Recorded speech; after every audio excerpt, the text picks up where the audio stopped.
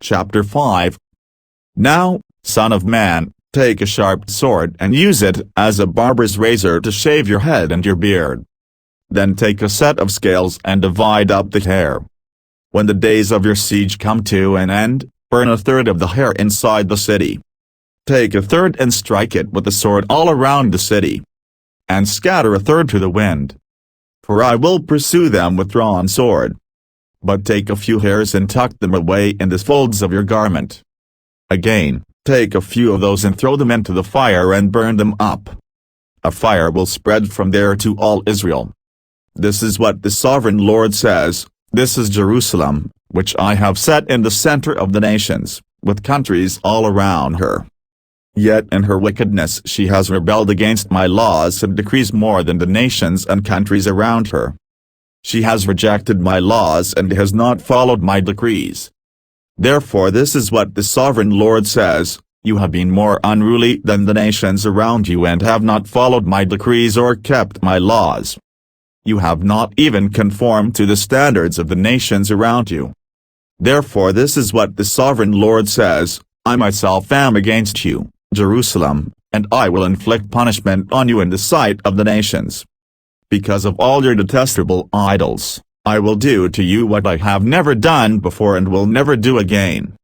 Therefore in your midst parents will eat their children, and children will eat their parents. I will inflict punishment on you and will scatter all your survivors to the winds. Therefore as surely as I live, declares the sovereign Lord, because you have defiled my sanctuary with all your vile images and detestable practices, I myself will shave you. I will not look on you with pity or spare you. A third of your people will die of the plague or perish by famine inside you. A third will fall by the sword outside your walls, and a third I will scatter to the winds and pursue with drawn sword. Then my anger will cease and my wrath against them will subside, and I will be avenged. And when I have spent my wrath on them, they will know that I the Lord have spoken in my zeal. I will make you a ruin and a reproach among the nations around you, in the sight of all who pass by. You will be a reproach in the beyond, a warning and an object of horror to the nations around you when I inflict punishment on you in anger and in wrath and with stinging rebuke. I the Lord have spoken. When I shoot at you with my deadly and destructive arrows of famine, I will shoot to destroy you. I will bring more and more famine upon you and cut off your supply of food. I will send famine and wild beasts against you, and they will leave you childless. Plague and bloodshed will sweep through you, and I will bring the sword against you. I the Lord have spoken. Chapter 6. The word of the Lord came to me. Son of man, set your face against the mountains of Israel, prophesy against them. And say, you mountains of Israel, hear the word of the sovereign Lord. This is what the sovereign Lord says to the mountains and hills, to the ravines and valleys, I am about to bring a sword against you, and I will destroy your high places. Your altars will be demolished and your incense altars will be smashed, and I will slay your people in front of your idols. I will lay the dead bodies of the Israelites in front of their idols, and I will scatter your bones around your altars. Wherever you live, the towns will be laid waste and the high places demolished, so that your altars will be laid waste and devastated, your idols smashed and ruined, your incense altars broken down, and what you have made wiped out. Your people will fall slain among you, and you will know that I am the Lord. But I will spare some, for some of you will escape the sword when you are scattered among the lands and nations. Then in the nations where they have been carried captive, those who escape will remember me, how I have been grieved by their adulterous hearts, which have turned away from me, and by their eyes, which have lusted after their idols. They will loathe themselves for the evil they have done and for all their detestable practices. And they will know that I am the Lord. I did not threaten in vain to bring this calamity on them. This is what the sovereign Lord says, strike your hands together and stamp your feet and cry out, alas! Because of all the wicked and detestable practices of the people of Israel, for they will fall by the sword, famine and plague. One who is far away will die of the plague, and one who is near will fall by the sword, and anyone who survives and is spared will die of famine. So will I pour out my wrath on them. and they will know that I am the Lord, when their people lie slain among their idols around their altars, on every high hill and on all the mountain tops, under every spreading tree and every leafy oak, places where they offered fragrant incense to all their idols. And I will stretch out my hand against them and make the land a desolate waste from the desert to the Blah wherever they live. Then they will know that I am the Lord. Chapter 7. The word of the Lord came to me. Son of man, this is what the sovereign Lord says to the land of Israel, at the end. The end has come upon the four corners of the land. The end is now upon you, and I will unleash my anger against you. I will judge you according to your conduct and repay you for all your detestable practices. I will not look on you with pity, I will not spare you. I will surely repay you for your conduct and for the detestable practices among you. Then you will know that I am the Lord. This is what the sovereign Lord says, a disaster. Unheard of disaster. See, it comes. The end has come. The end has come. It has roused itself against you. See, it comes. Doom has come upon you who dwell in the land. The time has come. The day is near. There is panic, not joy, on the mountains. I am about to pour out my wrath on you and spend my anger against you. I will judge you according to your conduct and repay you for all your detestable practices. I will not look on you with pity, I will not spare you. I will repay you for your conduct and for the detestable practices among you. Then you will know that it is I the Lord who strikes you. See, the day. See, it comes. Doom has burst forth, the rod has budded, arrogance has blossomed. Violence has arisen, a rod to punish the wicked. None of the people will be left, none of that crowd, none of their wealth, nothing of value. The time has come. The day has arrived.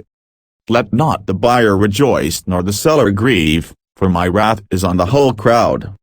The seller will not recover the property that was sold as long as both buyer and seller live. For the vision concerning the whole crowd will not be reversed. Because of their sins, not one of them will preserve their life. They have blown the trumpet, they have made all things ready, but no one will go into battle, for my wrath is on the whole crowd. Outside is the sword, inside are plague and famine. Those in the country will die by the sword, those in the city will be devoured by famine and plague. The fugitives who escape will flee to the mountains. Like doves of the valleys, they will all moan, each for their own sins. Every hand will go limp, every leg will be wet with urine. They will put on sackcloth and be clothed with terror. Every face will be covered with shame, and every head will be shaved. They will throw their silver into the streets, and their gold will be treated as a thing unclean. Their silver and gold will not be able to deliver them in the day of the Lord's wrath. It will not satisfy their hunger or fill their stomachs, for it has caused them to stumble and to sin. They took pride in their beautiful jewelry and used it to make their detestable idols. They made it into vile images, therefore I will make it a thing unclean for them. I will give their wealth as plunder to foreigners and as loot to the wicked of the earth, who will defile it.